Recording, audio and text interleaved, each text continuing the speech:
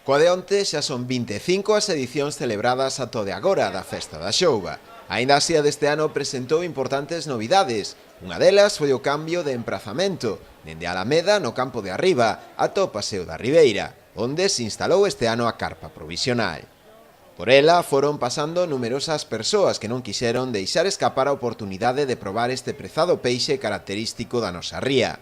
Dende a propia organización, que este ano foi comandada polo Concello, destacouse o éxito desta cita gastronómica, na que chegaron a repartirse máis de 1000 racións de produto, acompañado de cachelos e pementos de Padrón. Pois eu creo que 1000 e pico de racións de xouba. 1000 e pico de racións. Sí, máis ou menos para preparar cantai, esa mesma cantidad ou algo? Mais ou menos, hai un poquinho máis. Unha pouquiña máis. Hai unha pouquiña de máis. Sí. Pero ademais da xouba, que máis vendedes? Contanos, Javier, a ver. Vendemos a parte da xouba, facemos empanada de xouba,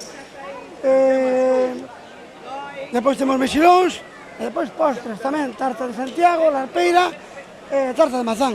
Houbo tempo existente durante toda a xornada, así como os grupos de música tradicional que amenizaron a festa, animaron a moitos veciños a sumarse a esta degustación, que non só se realizou na propia carpa. Moita xente optou tamén por degustar a xouba nalgúns dos 24 locais que participaron este ano na Ruta das Tapas da Xouba, que ofreceron este produto elaborado das máis variadas formas.